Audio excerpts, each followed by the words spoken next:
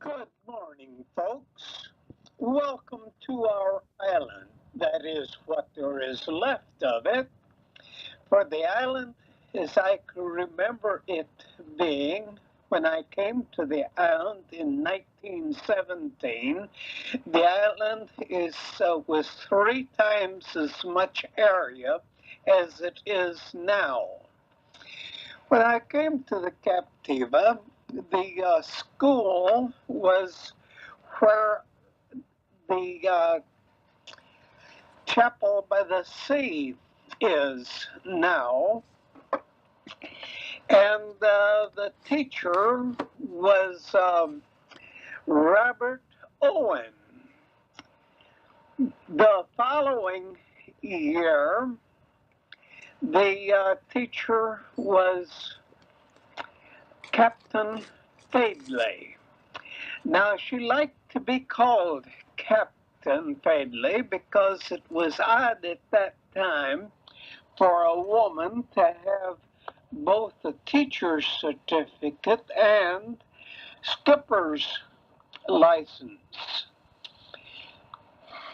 All of the children that were going to school had relatives that was in the Army during World War I. It seems like this section of Florida didn't turn out for effers. Everybody that became old enough was eligible for military service, one way or the other.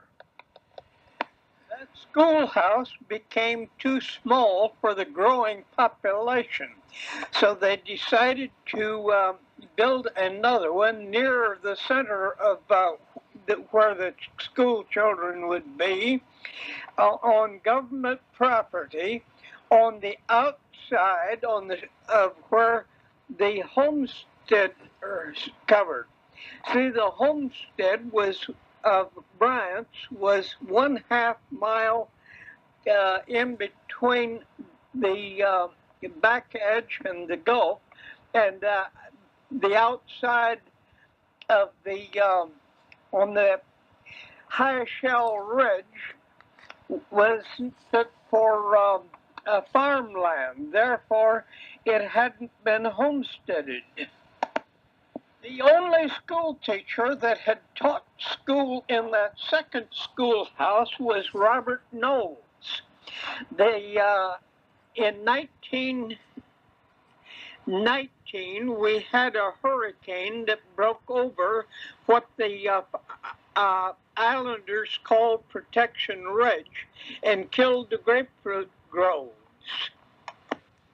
Shortly after the close of World War I, the county road was built from down close to the lighthouse on Sanibel all the way to Captiva Pass. It was called Gulf Drive.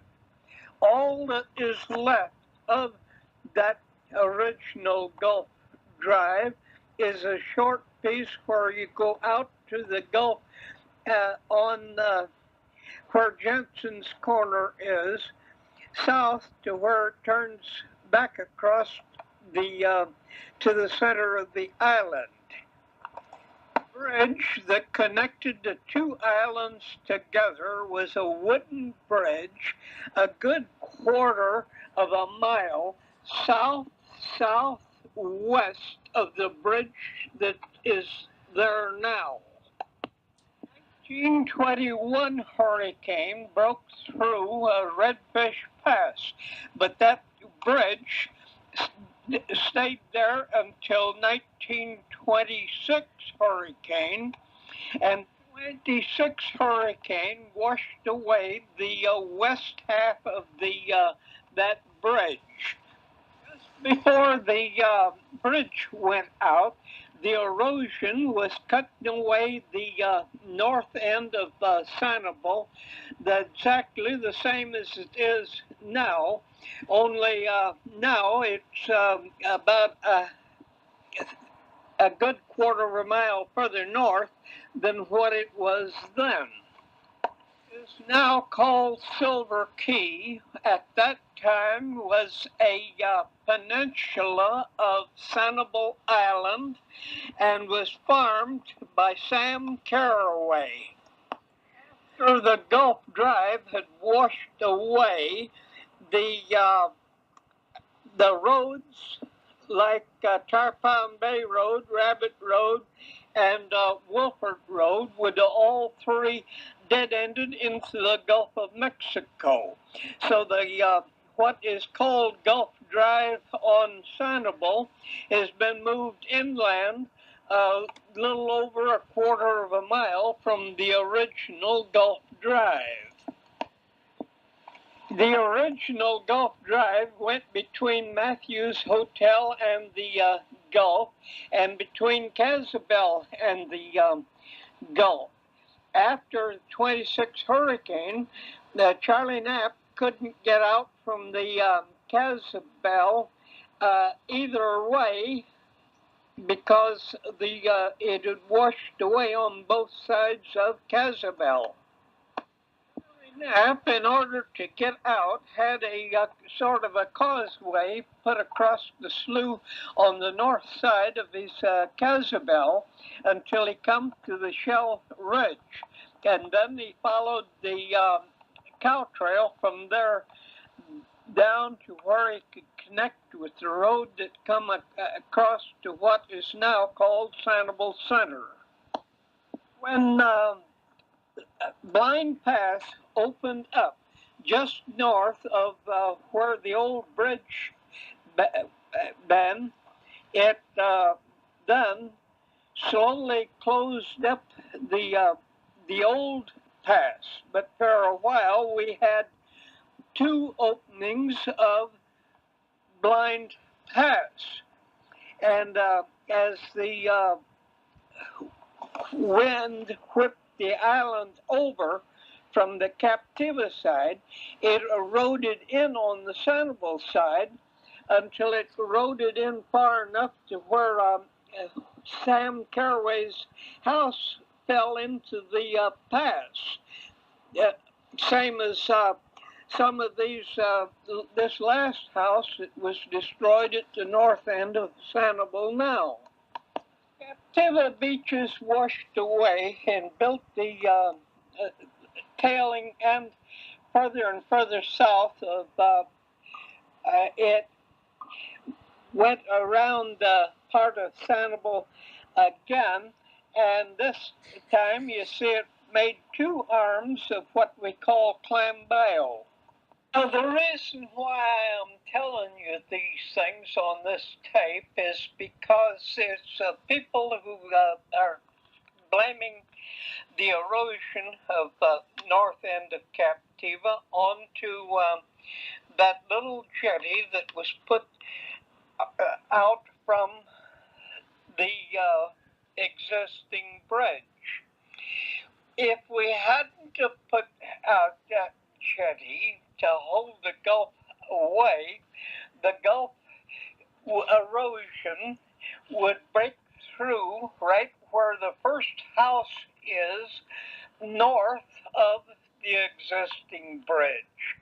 That would be repeating exactly what it did the other time. Not that I'm supposed to be a prophet, but it's been a continual erosion, and all these things, I can tell you just what happened in my lifetime, but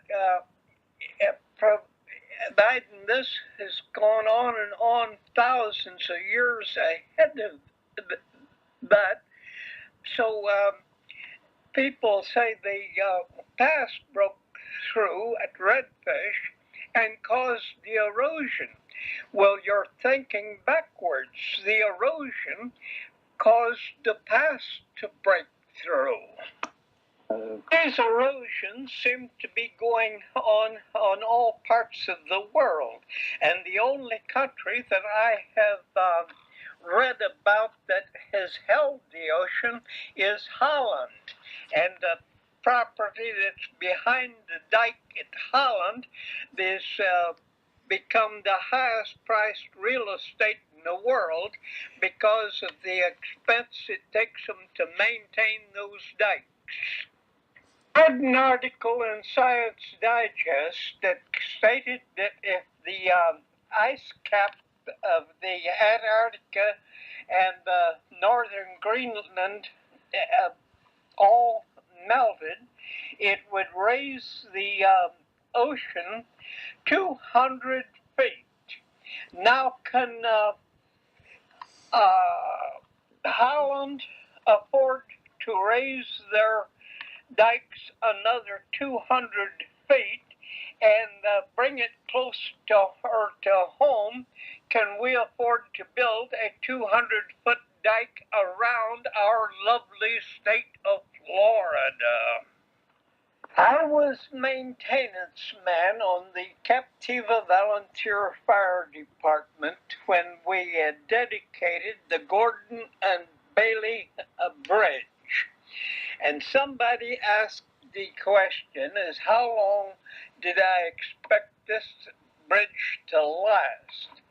And I told them that if they didn't do something to stop the erosion or slow it down, that 50 years from that time, the bridge that we were dedicating then would be a fishing pier on the north end of Sanibel Island. And if the people moved inland each time they couldn't hold the road, our road would go up either Gopher Ridge or Wilford Ridge, and they'd have to build two smaller bridges to cross the canals and run a causeway up across the southern end of Buck Key, and then make finger entrances into the parts of Captiva that hadn't washed away. I have watched the overall picture of Captiva and Sanibel changes now for 73 years. If you want to get it further back than that time, someone will have to dig up some old surveys to show what some of the first surveys of the islands were. One time when I had finished my day's work, I stopped in at Andy Ross's pier for an evening beer, and somebody had showed up with a chart that was hand-drawn and drawn over 150 years before I was born, with a treasure marked onto it. And so I went right ahead to get my beer, and I says, well, Wightman, aren't you even going to look at it? And so I told him if the erosion would move these islands around as much during the time between when I was born and the chart was made as was during my lifetime, they could look for that treasure to be between 2.5 miles and 3 miles out northwest of here in the Gulf of Mexico. Fair-skinned, pale-faced people, superstitious. Why, in the primer, there was a poem about little Miss Muffet sitting on a puppet, eating her curds away, and along come the spider and sit down beside her and frighten Miss Muffet away. Now, what was wrong with Mr. Muffet seeing all that and not telling his daughter the truth about the spider? That spider really wanted to be Miss Muffet's friend because he'd probably seen a fly that had the eye on the curds that Miss Muffet was eating. And the spider got in a position to pounce on the fly to keep the fly from spreading germs to Miss Muffet. Now, when I was 33 years old, I got drafted into the Army in World War II. The cadre of the outfit that I got trained under called themselves the nephews of Geronimo's men. Now, they knew the truth about the spider. They wouldn't kill insect or anything until they found out definitely which was their friends and which was their enemies. So when I got in the 51st General Hospital over in New Guinea and had time with the wounded soldiers, we set up spiders all around the hospital, and the patients that had never seen a spider go to work.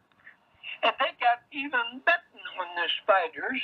They was betting on which one would go to work first to build its web, and first to finish its web, and then which would catch the first victim.